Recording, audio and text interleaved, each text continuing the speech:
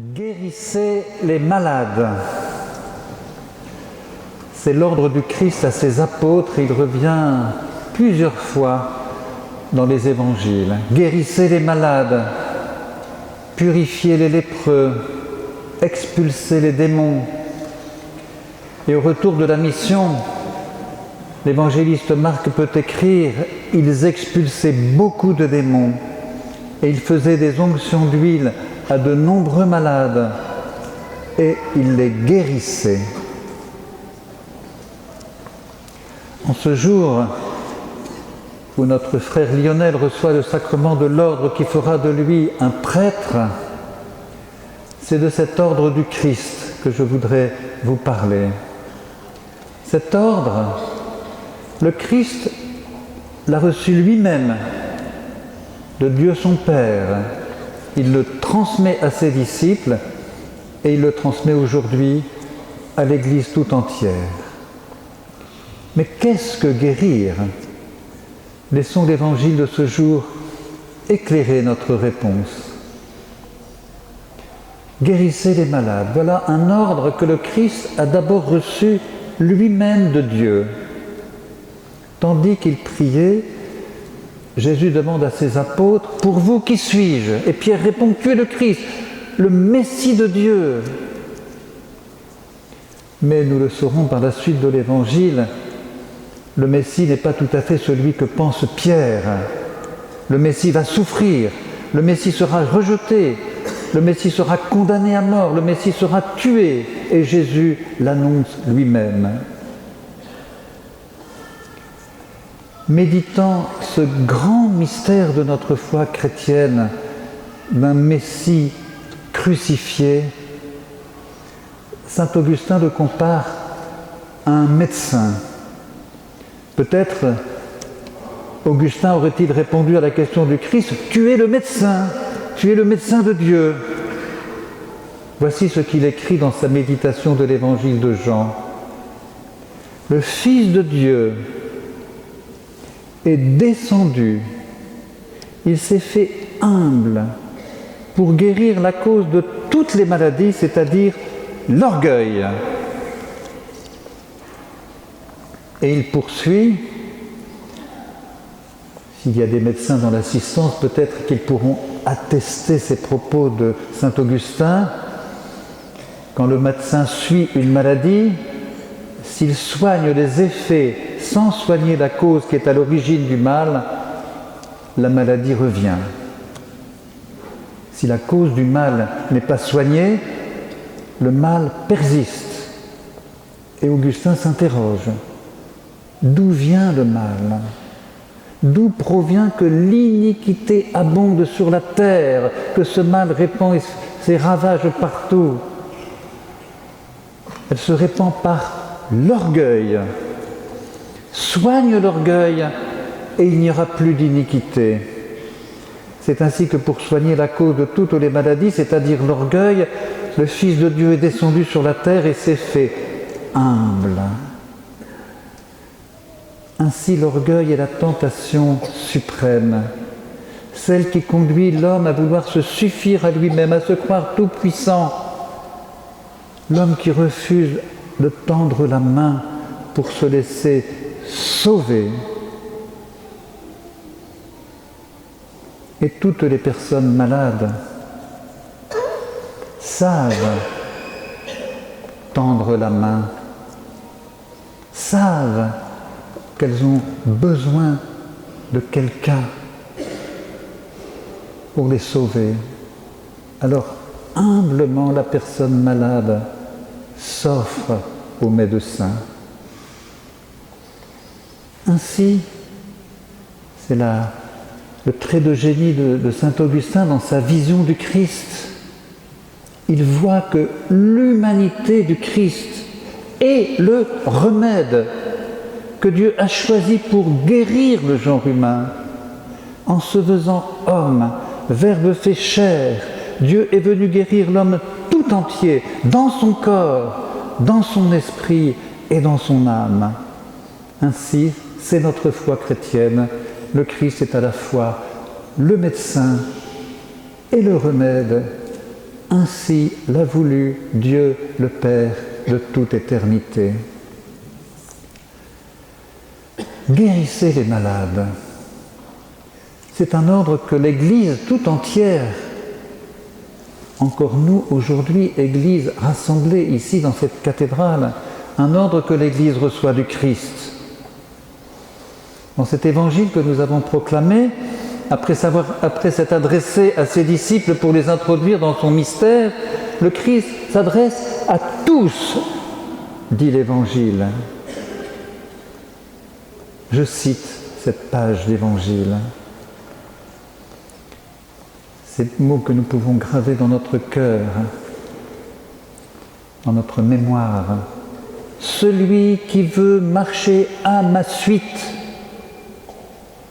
qu'il renonce à lui-même, qu'il prenne sa croix chaque jour et qu'il me suive, et il ajoute, celui qui veut sauver sa vie la perdra, celui qui perdra sa vie à cause de moi la sauvera. Le Christ ne demande pas que l'on se haïsse soi-même. Il appelle à se dépouiller de tout ce qui n'est pas juste dans notre vie, de tout ce qui sonne faux, de tout ce qui est parade de l'orgueil. Quelle tentation!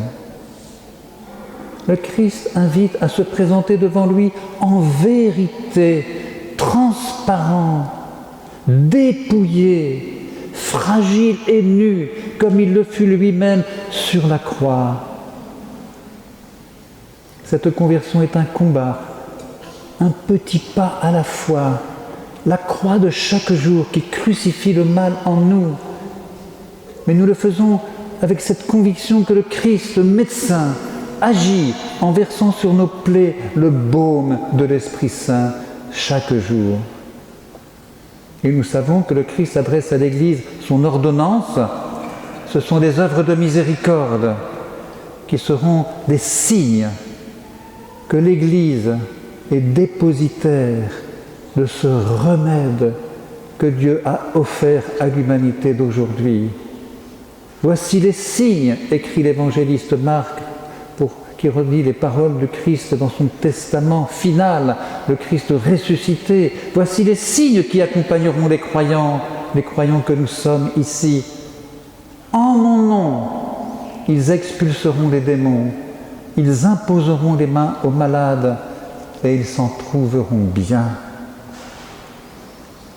Voilà, guérissez les malades, cet ordre, l'Église le reçoit du Christ. Et cet ordre, le prêtre le reçoit aussi du Christ, par l'Église et pour l'Église.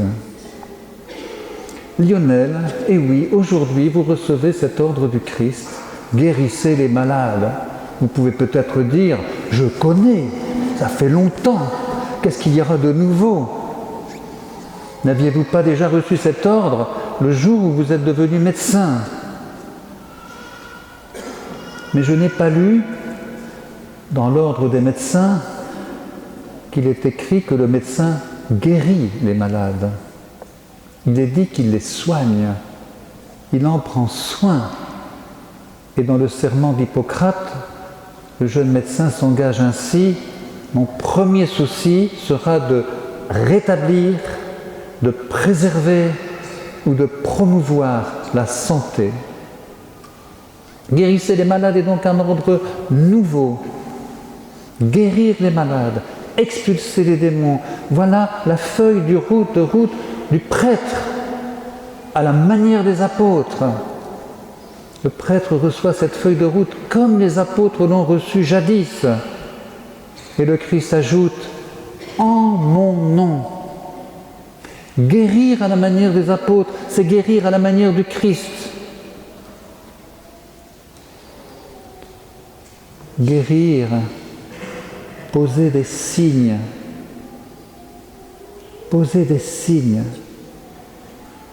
de cette guérison originelle opérée par le Christ crucifié en donnant sa chair pour nous. Guérir, non pas superficiellement un petit bobo, mais la racine de notre âme humaine. Guérir,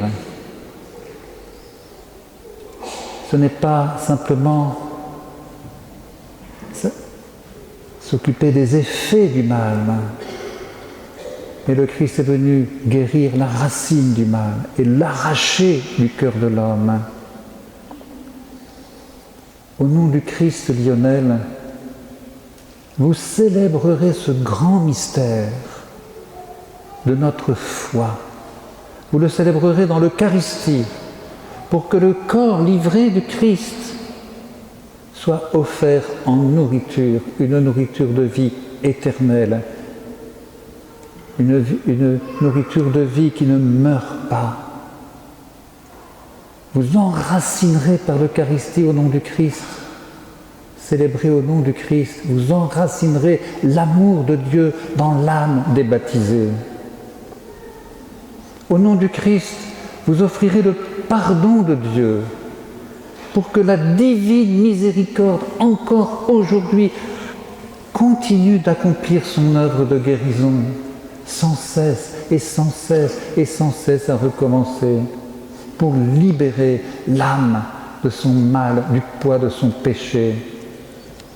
Au nom du Christ, Lionel, vous imposerez les mains et ferez l'onction sur les malades, et ils s'en trouveront bien. Vous faites expérience comme médecin, et j'espère que de temps en temps, quand même, vos patients se trouvent bien. Mais ce sera un bien d'une autre nature, et vous l'avez déjà perçu. J'en suis sûr, étant déjà témoin de cette onction des malades, de cette onction faite au nom du Christ sur les malades. De quoi, frères et sœurs, nos contemporains et nous, nos contemporains, sont-ils malades aujourd'hui? De quoi notre société est-elle malade? Il ne m'appartient pas aujourd'hui de faire un diagnostic, chacun a le sien. Maladie des corps, maladie des psychismes, maladie des âmes, maladie du corps social. Au cœur de ce monde blessé, l'Église reçoit cet ordre de son Seigneur. Guérissez les malades, guérissez les malades. Expulsez les démons. C'est évidemment en dehors de notre portée. Ce ne peut être que l'œuvre de l'Esprit Saint, l'œuvre de l'Esprit du Christ, cet Esprit qu'il a promis de nous donner. Saint Paul, dans la lettre aux Galates que nous avons lue aujourd'hui, s'émerveille de tout ce que le Christ guérit dans les relations sociales. Car il faut aller jusque-là pour que l'œuvre du Christ s'accomplisse, non pas seulement une œuvre individuelle sur chacun, sur chaque personne humaine, mais aussi sur le corps social, sur le corps de l'humanité, sur tout le genre humain. Écoutez ces paroles, là aussi gravez-les dans votre mémoire. Il n'y a plus ni juif ni grec, ni esclave ni homme libre, ni homme ni femme. Juifs et grecs ne se fréquentaient pas. Chacun habitait son quartier. Chacun même habitait sa ville. Il y avait des villes pour les Grecs et des villes pour les Juifs. Et voilà que chez les premiers chrétiens, ils mangeaient à la même table. Voilà une véritable guérison. Les esclaves mangeaient à la même table que leurs maîtres. Inimaginable, inconcevable, une véritable révolution. C'est une guérison du corps social. Hommes et femmes priaient ensemble. Hommes et femmes ne priaient même pas ensemble dans les synagogues. Et voilà que dans les premières communautés chrétiennes, non seulement ils priaient ensemble, mais ils partageaient la même table. Ce n'étaient pas les femmes à la cuisine et les hommes à la salle à manger, c'était vraiment à la même table. Ainsi le Christ guérit les cœurs jusqu'à leurs racines.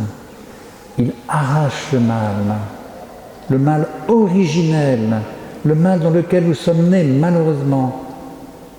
C'est l'œuvre du Christ qui se poursuit aujourd'hui dans notre humanité, foi de chrétiens. Le Christ guérit les cœurs et il guérit les relations sociales, les relations humaines. Lionel, tout le monde le reconnaît, vous êtes un homme de cœur. Dans votre ministère de diacre, vous êtes un diacre de cœur. Soyez un prêtre de cœur et que le Christ vous offre aujourd'hui, par le sacrement de l'ordination, vous offre son cœur et qu'il prenne soin de vous.